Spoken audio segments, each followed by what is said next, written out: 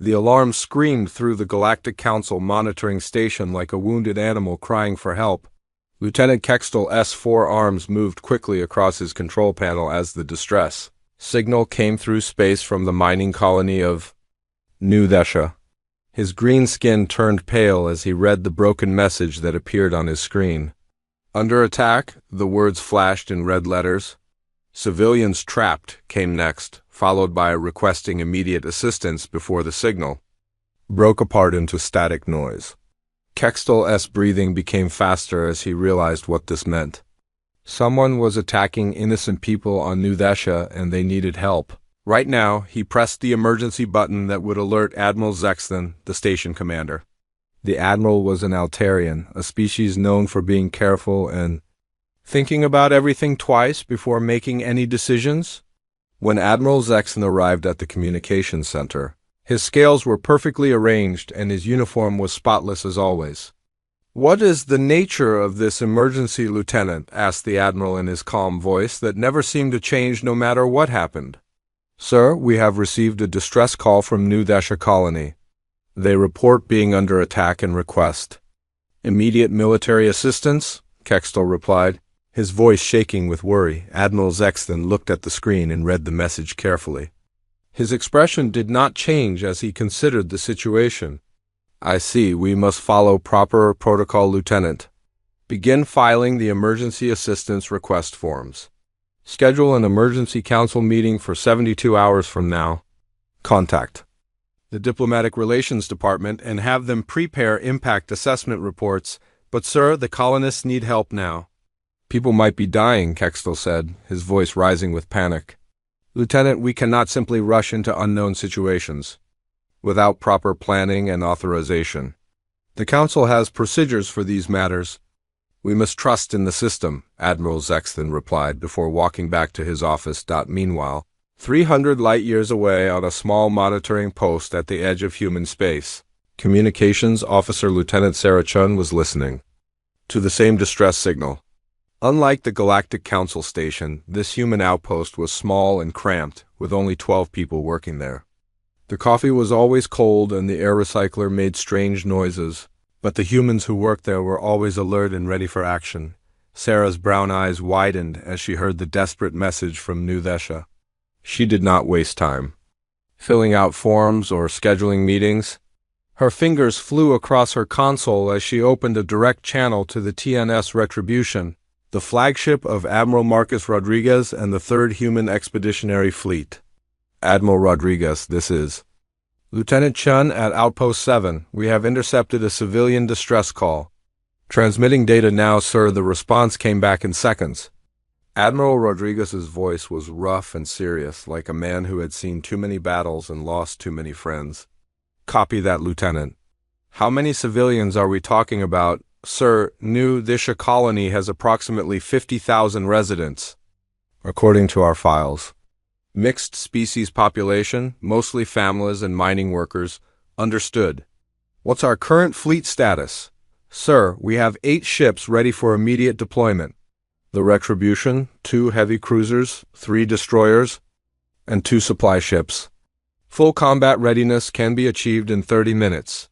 Admiral Rodriguez was quiet for exactly 3 seconds before his voice came back with the kind of determination that made humans famous across the galaxy. "All ships prepare for emergency deployment. Set course for New Desha at maximum burn. We launch in 20 minutes. "Sir, should we contact the Galactic Council for authorization?" asked his communications officer. "Negative. Authorization comes from people in danger asking for help. That's all the permission I need." "Move it, people." The human fleet began moving with the kind of speed that always surprised other species. While other races spent hours or days making decisions, humans simply acted. Within 20 minutes, 8 ships were accelerating toward New Desha at velocities that would have terrified most galactic citizens. Back at the Council monitoring station, Admiral Zexton was reviewing diplomatic protocols when his sensors detected the unusual energy signatures. His scales began to change color, turning darker as his body responded to an ancient fear that his species had carried for millions of years. These were the energy signatures of predator ships, ships built by a species that had evolved on a world so dangerous that survival required constant fighting. "Lieutenant Kextel, are you detecting these energy readings?" he asked, trying to keep his voice steady. "Yes, sir. It appears to be a human fleet moving at high speed toward the new Desha." System Admiral Zexton felt something cold move through his body. Humans were the newest members of the Galactic Council, admitted only 5 years ago after lengthy debates about whether a species from a Deathworld should be allowed to join civilized society. Most council members had assumed that humans would follow the same peaceful protocols as everyone else. They had been very wrong about that assumption. "Contact the council immediately. We have a diplomatic crisis developing," the admiral ordered, his scales now showing patterns of deep concern, while the bureaucrats prepared their emergency meetings and diplomatic protests. The human fleet continued its journey through space. In the command center of the TNS Retribution, Admiral Rodriguez stood looking at the star map showing their route to New Desha. His weathered face showed the kind of determination that came from a lifetime of making hard choices and living with the consequences. "ATA to New Desha System, Admiral," asked his tactical officer. 18 hours at current speed. "Any word from the colony? The distress beacon is still transmitting, sir, but we cannot establish direct communication." "Whatever is happening there, it is still happening." Admiral Rodriguez nodded and turned to address his crew. "Listen up, everyone. We do not know what we are flying into, but we know that innocent people are in danger. That means we do our job. We save lives, we stop the bad guys, we come home." Questions. The bridge crew responded with the kind of confidence that came from serving under a commander who had never left anyone behind. "No, sir. Good. All ships maintain current course and speed. Prepare for combat operations upon arrival." As the human fleet raced through space toward New Desha, the Galactic Council was finally beginning to understand that their newest members were very different from every other species they had ever encountered. While other races valued diplomacy, discussion, and careful planning, humans valued action, protection of the innocent, and the simple idea that when someone asks for help, you give it to them. The distress call from New Desha had been received by two very different kinds of people. The Galactic Council had responded with meetings, paperwork, and procedures. The humans had responded by loading their guns and pointing their ships toward Danger Dot in 18 hours. The galaxy would learn which approach worked better when lives were on the line. The humans were coming, and they were not interested in following the rules that had allowed innocent people to suffer while committees debated what to do about it. Admiral Rodriguez looked at the stars ahead and made a silent promise to the people of New Desha. Help was on the way, and nothing in. The galaxy was going to stop it from arriving. The emergency session of the Galactic Council began in chaos. Representatives from dozens of worlds filled the great chamber, their voices creating a noise that sounded like angry insects buzzing in a metal box. Council Speaker Villanara, whose body was made of living crystal that changed colors with her emotions, was currently glowing bright red with alarm. "Order! Order!" she called out, her crystalline voice echoing through the chamber. "We must address the immediate crisis. The humans have violated Section 47 Alpha of the Galactic Peace Accords by deploying military forces without council authorization." Admiral Zexton stood at his assigned speaking position, his scales still showing the dark patterns of fear. "Council Speaker, I have received reports that a human fleet is moving at maximum speed toward the New Desha system. Their energy signatures indicate they are fully armed and ready for combat." A Zentari representative raised one of his 6 arms to speak. "This is exactly what we warned about when the humans requested membership. They are a violent species from a death world. They cannot be trusted to follow civilized protocols." Council Speaker Velanara's crystal body flickered as she accessed the human species file. What she read made her glow even brighter red with concern.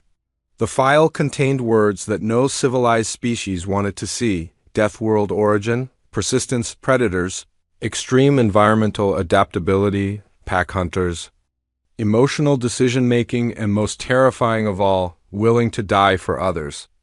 I am transmitting an immediate order to the human fleet, she announced.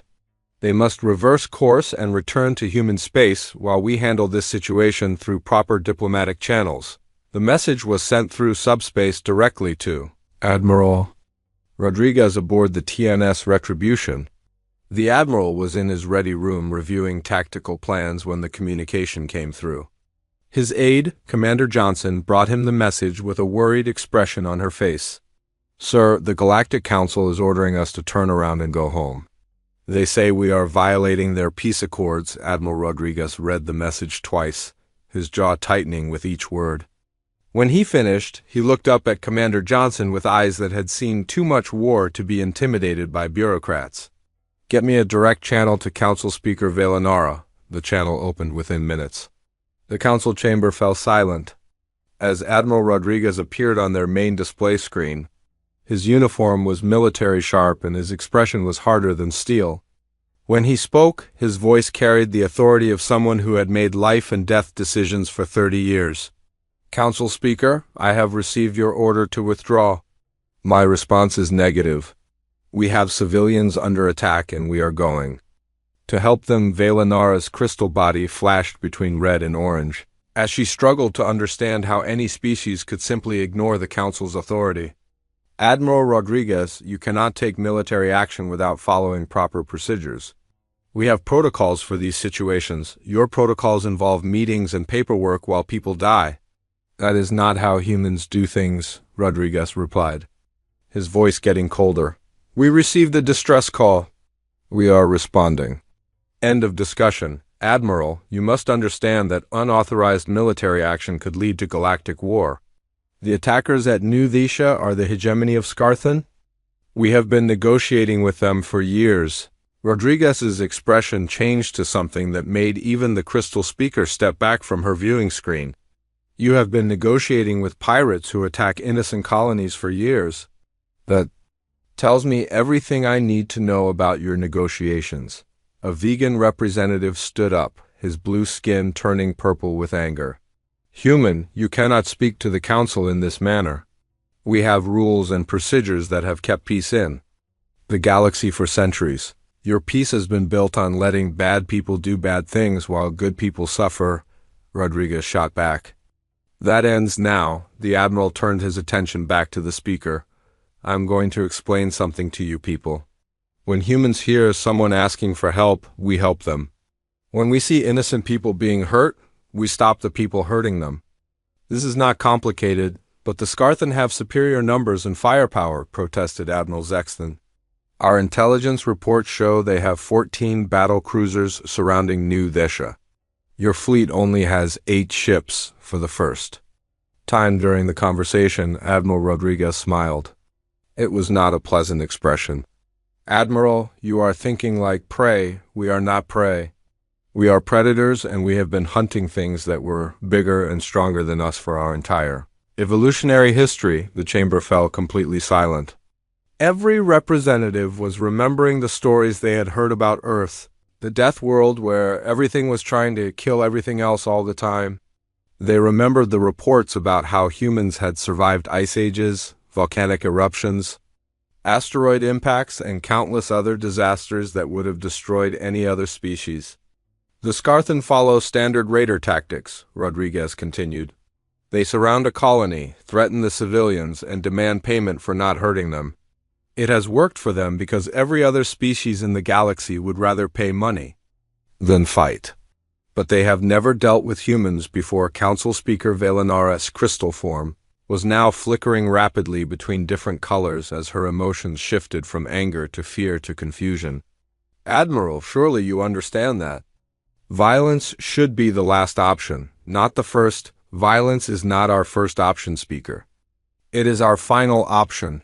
But when someone threatens innocent people and refuses to stop, we make it their last mistake, Rodriguez replied. We tried to join your galactic community because we hoped we could work together to make the universe a better place. But we will not sit quietly while people suffer because you are afraid to act. The Admiral paused and looked directly at each council member through the screen. Here is what is going to happen. We are going to New Thesha. We are going to save those colonists. We are going to remove the threat. Then we are going to have a conversation about how things work in human-protected space, repeated the Zentari representative. What gives you the right to declare protection over any part of the galaxy? Rodriguez's expression became even more serious. The same thing that has always given people the right to protect others. The will to do it and the strength to make it happen. If you want to debate the philosophy of it, we can do that after we save the people who are about to die. The transmission ended, leaving the council chamber in shocked silence. For the first time in centuries, someone had simply refused to follow their orders, and there was nothing they could do about it. The human fleet was too far away to stop, and even if they sent their own ships, everyone knew that council forces were designed for peacekeeping, not fighting against determined opponents. Council Speaker Velanara dimmed to a pale yellow as she realized what was happening. The carefully maintained balance of galactic politics was about to change forever. The humans were not just breaking the rules, they were proving that the rules had been wrong all along. What do we do now? Asked the vegan representative. We wait, replied the speaker. We wait and see what happens when a species that evolved by fighting for survival every day meets pirates who have grown comfortable threatening people who will not fight back in deep space. The human fleet continued toward New Desha at maximum speed. Behind them, the galaxy held its breath and waited to see what would happen when the warnings were ignored and the Deathworld fleet arrived at its destination. The human fleet dropped out of faster-than-light travel at the edge of the New Desha system like thunder rolling across a quiet sky. Admiral Rodriguez stood on the bridge of the TNS Retribution, his eyes fixed on the tactical display that showed what they were facing. 14 massive Scarthan battle cruisers surrounded the colony world below, their weapons pointed directly at the cities where 50,000 innocent people lived and worked. Sir, we are being hailed by the Scarthan flagship, reported Communications Officer Martinez. Put them on screen, Rodriguez ordered, his voice calm despite the odds they were facing. The main display filled with the image of Commander Vascule, leader of the Scarthan raiding fleet. His species looked like giant snakes that had learned to walk upright, with scales that shifted color to show their emotions and long faces filled with sharp teeth. Right now, Vascule's scales showed the green and gold patterns that meant he was amused and confident. Unknown vessels. You have entered Scarthan territorial waters during a lawful resource acquisition operation, the alien commander said, his voice hissing through the translation system. I suggest you withdraw immediately before you face the consequences of interfering with our business. Rodriguez studied the snake-like alien for exactly 3 seconds before responding. Commander Vascule, this is Admiral Marcus Rodriguez of the Terran Deep Space Navy. You are holding innocent civilians hostage and threatening to harm them. I am ordering you to release them immediately and withdraw from this system, Vascule's scales shifted to show even more amusement. Admiral Rodriguez, you command only 8 ships against our 14. Your vessels are smaller than ours. Your species is new to the galaxy and untested in real combat. I suggest you reconsider your position before we demonstrate the futility of your gesture. Commander, I'm going to give you one chance to leave peacefully. Take your ships and go. Do not harm the colonists. This is the only warning you will receive, the Scarthan leader laughed, a sound like steam escaping from a broken pipe. Admiral, you clearly do not understand the situation. We hold the high ground with superior numbers and firepower. The colonists below are under our guns. One signal from me and every population center on that planet becomes a crater. You cannot risk their lives by attacking us. Rodriguez looked around his bridge at the men and women who served under him. These were people who had volunteered to put themselves between innocent civilians and those who would hurt them. They had trained for situations exactly like this one, and they were ready to do their duty no matter what the cost. You know what? Commander, you are absolutely right about one thing, Rodriguez said, his voice becoming colder than space itself. I cannot risk their lives by attacking you, Vascule's scales showed satisfaction as he prepared to dictate terms for the colonists' release. Finally, you show wisdom, Admiral. Our demands are simple. Each colonist's freedom costs 1,000 galactic credits, 50 million credits total, to be paid within 24 hours or we begin executing prisoners. That is why I am not going to attack you, Rodriguez continued. I am going to destroy you before Vasquez could respond. Admiral Rodriguez cut the communication and turned to his tactical officer. All ships, weapons free. Target priority is any Scarthan vessel with weapons pointed at the planet. Rules of engagement are simple. If it shoots at civilians, we remove it from existence. What happened next would be remembered throughout the galaxy as the day that pirates learned to fear humans. The Terran fleet did not charge straight at the enemy. Like primitive warriors, they did not follow the standard battle formations that other species used. Instead, they did something that no Scarthan commander had ever seen before. They fought smart. The human ships split up and came at the raiders from 8 different directions at once. The Scarthan had positioned themselves to threaten the planet below, but this left them spread out and unable to support each other effectively. The humans had studied radar tactics for months, and they knew exactly where the weak points were. The TNS Retribution dove straight toward the Scarthan flagship, while the 2 human heavy cruisers, Defiance and Unstoppable, flanked the enemy formation from above and below. The 3 destroyers, Wolf, Hunter, and Stalker, moved like their names suggested, picking off isolated enemy ships with precise attacks. Commander Vasquez watched in growing horror as his carefully planned operation fell apart around him. The humans fought with a coordination that seemed impossible, as if all 8 ships were controlled by a single mind. When one human vessel was in danger, the others moved to protect it. When they found a weak enemy ship, they concentrated their fire until it was destroyed. "How are they doing this?" Vasquez screamed at his tactical officer. "They are outnumbered. Their ships are smaller." "This should be impossible." His officer, a younger Scarthan named Kexver, watched the tactical display with growing understanding. "Sir, they are not fighting like civilized species fight. They are fighting like pack hunters. Like predators, the human destroyers demonstrated this perfectly as they surrounded a Scarthan heavy cruiser that had been isolated from the main formation. The 3 ships attacked from different angles, their weapons finding weak points in the enemy's armor with surgical precision.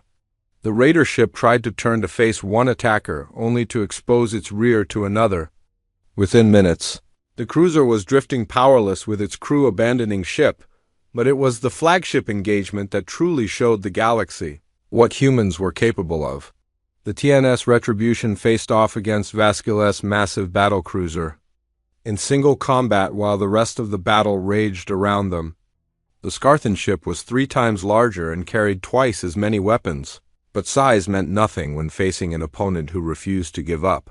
Admiral Rodriguez stood on his bridge as enemy fire shook, his ship like a toy in the hands of an angry child. Damage report: forward shields at 60%. Hull breach on deck 7. Weapon systems still operational, called out his damage control officer. Goodhelm, bring us about. Target their engine section. Let us see how well they fight when they cannot run away. The Retribution spun through space with grace that should have been impossible for such a large vessel. Human engineering had always prioritized maneuverability over size, and now that philosophy proved its worth. The Terran flagship danced around the Scarthan cruiser like a fighter facing a giant, staying out of the enemy's strongest weapons while delivering precise strikes to critical systems. Vasquez realized with growing panic that his ship was being systematically destroyed by an opponent half its size. All ships, concentrate fire on the human flagship. Destroy it now, but the other Scarthan vessels were having their own problems. The human fleet fought as a unit, supporting each other while exploiting every mistake the raiders made. When 3 Scarthan ships tried to gang up on the heavy cruiser Defiance, the destroyers appeared from nowhere to attack their engines. When the raiders tried to regroup, human ships slipped between them and broke up their formations. The battle that Vasquez had expected to be a simple intimidation of primitives had become a nightmare where nothing worked as it should.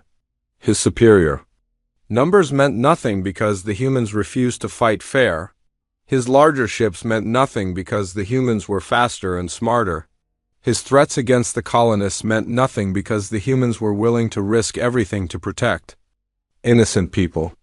"Sir, we have lost 7 ships," reported Kexver, his scales now showing the gray patterns of fear. "The humans have lost none." Vasquez stared at his tactical display in disbelief.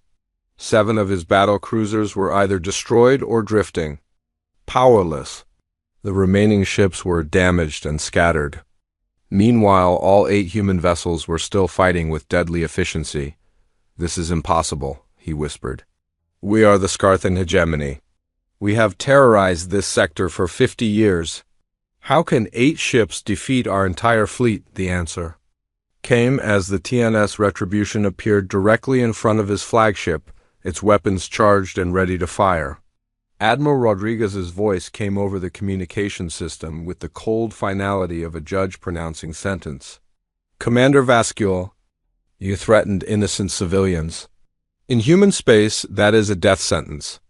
Any last words? Vasquez's scales turned completely white with terror as he realized that the human admiral was not bluffing, was not posturing, was not following any of the civilized rules of warfare that allowed defeated enemies to surrender with honor. The humans had come to kill him and everyone who had threatened innocent people, and nothing in the universe was going to stop them from doing it. The battle was over.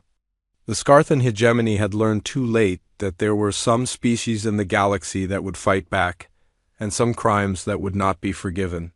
The humans had kept their promise to the colonists of New Thesha, and the raiders would never threaten anyone again. The silence after the battle was broken only by the sound of rescue shuttles launching from the human ships toward the colony world below. Admiral Rodriguez stood on the bridge of the TNS Retribution, watching as his crews began the work they had really come to do. The fighting was over, but saving lives had just begun. "Admiral, we are receiving multiple distress signals from the colony surface," reported Communications Officer Martinez. "It looks like the Scarthan damaged several civilian shelters during the initial attack. Deploy all available medical teams and rescue equipment. I want every person on that planet found and helped," Rodriguez ordered. "And get me a secure channel to Earth Command. They need to know what happened here." On the surface of New Thesha, human Marines in powered armor moved carefully through the damaged sections of New Horizon City, the colony's main settlement. The Scarthan had used fear as their primary weapon, firing on civilian buildings to convince the colonists that resistance was useless. Now those same buildings had become death traps for the people hiding inside. Captain Elena Vasquez led one of the rescue teams through the collapsed remains of what had been a school. Her armor sensors detected life signs buried under tons of metal and concrete. "I have survivors in here," she called over her radio. "Bring the heavy lifters working." Alongside her human Marines were volunteers from a dozen different species. The colonists of New Thesha included Centauri families, Altarian engineers, vegan artists, and humans who had come to work in the deep space mining operations. All of them had been united by terror during the Scarthan attack, and now they were united by hope as the rescuers worked to save everyone they could find. A young Centauri girl, her blue skin covered with dust and tears, was pulled from the rubble by Captain Vasquez herself. The child looked up at the armored human with wide eyes filled with fear and confusion. "Hey there, little one," Captain Vasquez said softly, her suit's translation system making her words understandable. "You are safe now. The bad people are gone, and they are never coming back." The girl wrapped all 6 of her small arms around the human's armored hand and would not let go. Captain Vasquez carried her to the medical station that had been set up in the town square, where human doctors and medics were working alongside colonial medical staff to treat the wounded. Meanwhile, 300 light-years away in the Galactic Council chambers, chaos ruled supreme. The emergency session had been going on for 6 hours as representatives struggled to understand what had just happened at New Thesha. The tactical reports made no sense to species that had never fought a real war. "How is this possible?" demanded the Centauri representative, his skin changing colors rapidly as his emotions shifted between anger and disbelief. The humans were outnumbered 2-1. The Scarthan had bigger ships and more weapons. This should not have been possible. Admiral Zexton stood at his briefing position with his scales showing the deep purple patterns that meant he was profoundly disturbed. Council members, I have reviewed the battle recordings multiple times. The humans did not fight like any civilized species. They fought like predators hunting prey. Council Speaker. Velanara's crystal form was flickering rapidly between different colors as she tried to process the implications of what had occurred. Admiral, please explain what you mean by that, Speaker. Most galactic species fight battles the way we handle diplomacy. We establish formations, follow protocols, and minimize casualties on both sides. The humans ignored all of that. They identified their enemies' weaknesses and exploited them. Without mercy, a vegan representative raised one of her forearms to speak. This is exactly what we feared when they joined the Council. They are a violent species that cannot be trusted. To follow civilized behavior with respect, Counselor, the humans only attacked those who were threatening innocent civilians, Admiral Zexton replied. They followed the most basic law of any civilized society. They protected the weak from the strong. The chamber fell silent as the implications of his words sank in. For decades, the Galactic Council had dealt with the Scarthan hegemony through negotiation, economic pressure, and strongly worded diplomatic protests. None of it had worked. The raiders had continued to attack colonies, kidnap civilians, and demand ransom payments because they knew that no one would actually fight them. The humans had ended 50 years of piracy in 2 hours. We are receiving a transmission from Admiral Rodriguez, announced the Council's communications officer. Put him on the main screen, ordered Speaker Velanara. Admiral Rodriguez appeared before the assembled Council, but he looked different than he had during their previous conversation. The hard expression was gone, replaced by something that might have been sadness.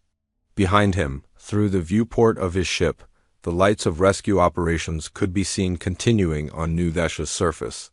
Council Speaker, I am reporting the successful resolution of the New Desha crisis, Rodriguez said formally. All civilian hostages have been freed. The Scarthan raiding fleet has been neutralized. Rescue operations are ongoing. Admiral Rodriguez, your actions have created a diplomatic crisis, began the vegan representative.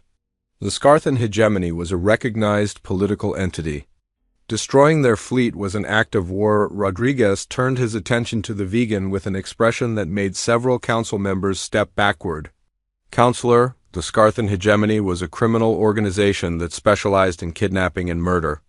If stopping criminals from hurting innocent people is an act of war, then we are at war, but there are proper procedures for dealing with criminal activity, protested the Zentari representative. Economic sanctions, diplomatic pressure, negotiated settlements. How well did those procedures work for the families of the 3,000 colonists the Scarthan murdered over the past 5 years? Rodriguez asked quietly. How well did they work for the children sold into slavery while your diplomats wrote strongly worded letters? The chamber fell silent again. No one wanted to admit that their peaceful methods had failed completely while the Scarthan grew bolder and more violent with each successful raid. Council. Speaker Velanara's crystal form had settled into a steady amber glow that indicated deep thought. Admiral, what you have done will have consequences throughout the galaxy. Every criminal organization now knows that humans will respond to threats against civilians with immediate and overwhelming force. Good, Rodriguez replied simply. Maybe that will make them think twice before they hurt innocent people. But what about the balance of power? Asked Admiral Zexton. What about the peace we have maintained for centuries? Rodriguez was quiet for a long moment, looking directly at each council member through the screen. When he spoke, his words carried the weight of absolute conviction. Admiral, your peace was built on the suffering of people who were too weak to defend themselves. The Scarthan knew they could attack colonies because no one would stop them. Pirates across the galaxy know they can threaten civilians because the worst thing that will happen is a diplomatic protest. He paused and gestured toward the viewport behind him. Right now, my people are pulling survivors out of collapsed buildings.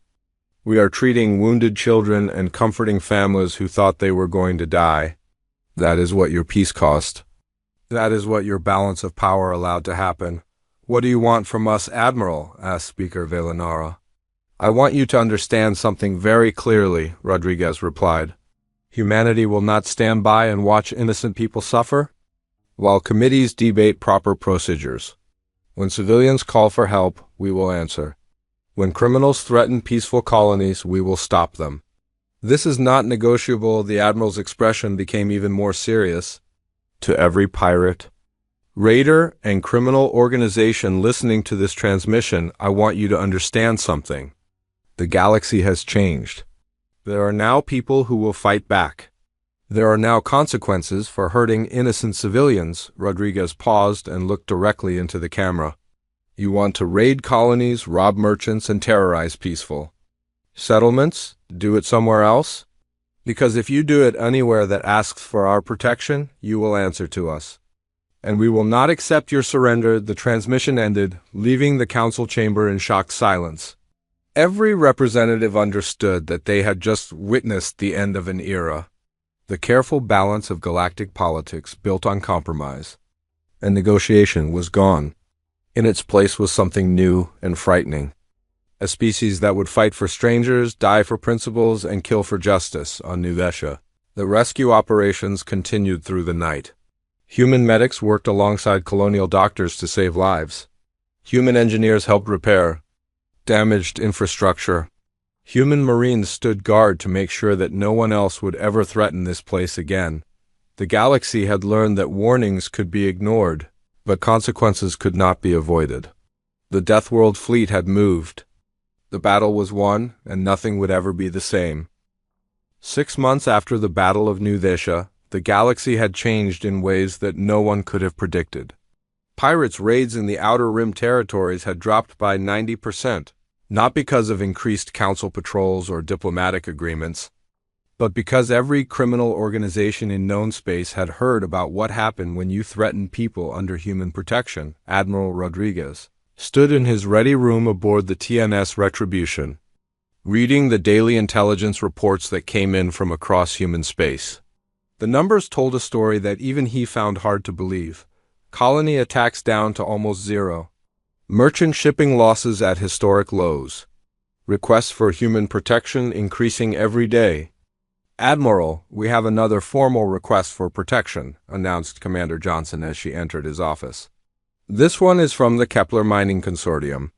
They operate 17 asteroid mining stations in the Outer Rim. Rodriguez looked up from his reports with interest. What kind of threats are they facing? The usual, sir. Pirates demanding tribute payments, raiders threatening to destroy their facilities if they do not pay protection money. The same things that have been happening for decades, except now the criminals know that some people will actually fight back. The Admiral nodded thoughtfully. How many ships would we need to patrol their territory effectively? 2 destroyers should be sufficient, sir. Just having human ships in the area will probably be enough to keep the criminals away. Approved. Send the Wolf and the Hunter. Rodriguez decided. And make sure the pirates know we are there. Meanwhile, in the Great Chamber of the Galactic Council, the political landscape had shifted in ways that would have been impossible just months earlier. The Outer Rim colonies, which had always been treated as secondary concerns by the core worlds, now held unprecedented influence in council proceedings. Council Speaker Velanara called the session to order, her crystal form glowing with the steady blue light that indicated she was working hard to maintain her composure. Today we must address the continued expansion of human protection agreements throughout the galaxy. The Zentari representative, whose skin was showing the orange patterns that meant he was angry, stood to address the chamber. Speaker, we cannot allow one species to unilaterally declare protection over vast areas of space. This undermines the authority of the Council and violates every principle of galactic governance. With respect, Counselor, interrupted the representative from New Vesha, a human woman named Sarah Mitchell, who had been elected by the grateful colonists. The Council had 50 years to protect our colonies from raiders. You failed. The humans succeeded in 2 hours. Admiral Zexthan who had been promoted to Council Military Advisor after his accurate reports about human capabilities, stood to present his analysis. Council members, we must face the reality of our situation. Human protection has proven more effective than any security measure. We have implemented, he activated a holographic display that showed piracy statistics across the galaxy. In sectors under human protection, criminal activity has decreased by 87%. In sectors still relying solely on Council security, attacks have actually increased as raiders avoid human space, a vegan representative raised her concerns. But at what cost, Admiral? The humans solve every problem through violence. They have no regard for negotiation or diplomatic solutions. Counselor, the humans negotiate extensively, Admiral Zexton replied. Their negotiation process is simply different from ours. They tell criminals to stop hurting people or face destruction. Most criminals choose to stop. The debate was interrupted by an emergency communication from the Outer Rim. A colony called Haven's Rest was under attack by the Crimson Fleet, a large pirate organization that had decided to test whether the humans would really protect every settlement that asked for help. Council Speaker Velanara immediately began. The standard emergency procedures. We must convene an emergency committee to assess the situation. Schedule a diplomatic contact session with the Crimson Fleet leadership. Begin preparing economic pressure options. Speaker, with your permission. We have already contacted the human fleet, announced Representative Mitchell. They are responding to Haven's Rest distress call as we speak. The chamber erupted in protests from the core world representatives, but before any formal objections could be raised, Admiral Rodriguez appeared on the main display screen. He was standing on the bridge of his flagship, and behind him the stars were streaking past at faster than light speeds. Council Speaker, I am reporting that human forces are responding to the Haven's Rest emergency. We will arrive in 4 hours, Rodriguez announced. Admiral, the Council has not authorized military action, protested the Zentari representative. You cannot simply ignore our authority, Rodriguez looked at the alien politician with the same expression he might have used when examining something unpleasant stuck to his shoe. Counselor, innocent people are being attacked right now while you talk about authorization. My authorization comes from the people asking for help. But what if your intervention causes a larger war? Asked Speaker Velanara. The Crimson Fleet has over 30 ships. This could escalate beyond control. For the first time during the conversation, Admiral Rodriguez smiled. It was not a pleasant expression. Speaker, the Crimson Fleet had 30 ships this morning. By tonight, they will have whatever number we decide to leave alive. The transmission ended, leaving the Council in the familiar position of watching helplessly as humans ignored their protests and did what they thought was right. 4 hours. Later, reports began coming in from Haven's Rest. The battle had lasted exactly 1 hour and 37 minutes.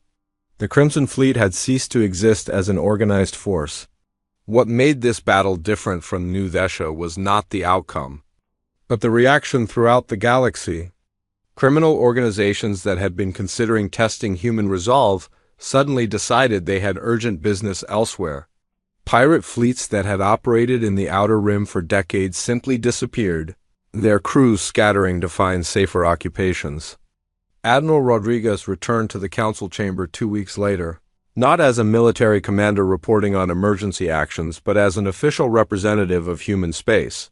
The formal censure that had been prepared for his unauthorized military interventions had been quietly withdrawn after 15. Different colonial governments testified that human protection had saved countless lives. Admiral Rodriguez, the Council acknowledges that your methods have achieved remarkable results in terms of civilian safety, began Council Speaker Velanara, her crystal form showing the careful neutral white that indicated she was trying very hard not to take sides. However, we must establish formal protocols for future interventions. Rodriguez sat in the chair that had been provided for him and looked around the chamber at representatives from dozens of worlds. Many of them were still afraid of him, but others, especially those from the Outer Rim colonies, looked at him with something approaching worship. Speaker, protocols are simple, he replied. When innocent people ask for help, we help them. When criminals threaten peaceful settlements, we stop the criminals. When pirates demand ransom for civilian lives, we remove the pirates from the universe. But surely you understand that not every problem can be solved through military force, pressed Admiral Zexton, who had developed a grudging respect for human methods even if he did not fully understand them. Rodriguez considered this seriously. Admiral, you are absolutely right. Military force should never be the first solution to any problem. But it should always be available as the final solution when everything else fails. He stood and walked to the center of the chamber where he could address all the representatives directly. For 50 years, this council has tried to solve the problem of piracy through negotiation, economic pressure, and diplomatic protests. How did that work out for the families of the 12,000 civilians who died during that time? The chamber was silent. Everyone knew the statistics, but no one wanted to admit that their peaceful methods had failed so completely. The galaxy is not a perfect place, Rodriguez continued. There are people who choose to hurt others for profit, power, or entertainment. Those people do not respond to diplomatic negotiations or economic sanctions. They respond to strength and consequences. A representative from one of the core worlds, an elderly crystalline diplomat, raised a shimmering hand. Admiral, what you describe sounds like the law of the jungle. Might makes right. No, sir, Rodriguez replied firmly. Might makes right is when the strong prey on the weak because they can. What we practice is might protects right. We use our strength to protect those who cannot protect themselves. Council Speaker Velenara's form flickered as she processed this distinction. And what happens when someone disagrees with what you consider right, Admiral? Rodriguez was quiet for a long moment, choosing his words carefully. Speaker, we do not impose our values on anyone. We do not conquer worlds or demand tribute. We do not interfere in how other species govern themselves. But when someone calls for help, we answer. And when criminals threaten innocent people, we stop them. The session continued for several more hours. But the real business had been concluded in those first few minutes. The galaxy now understood the new reality. Humanity would not be bullied, threatened, or deterred from protecting innocent life. They had the ships, the weapons, and most importantly, the will to fight for strangers who had no other defenders. 6 months later, the phrase human protected space had become synonymous with safety throughout the Outer Rim territories. Pirates avoided it, merchants sought it out, and families moved to colonies that could claim human protection. The balance of power that had existed for centuries was gone, replaced by something the galaxy had never seen before. A species that would fight and die for people they had never met, simply because it was the right thing to do. Admiral Rodriguez stood on the observation deck of his flagship, looking out at the stars that now seemed a little brighter and a lot safer. The warning had been ignored, the Deathworld fleet had moved, and the galaxy was learning that sometimes the best diplomacy was carried out by people who were willing to back up their words with action. In the vast darkness of space, monitoring stations throughout dozens of star systems maintained their constant watch, not for threats anymore, but for distress calls. Because everyone now knew that when someone asked for help, the humans would answer, and when innocent people were threatened, there would be consequences. The galaxy had become a better place, one battle at a time.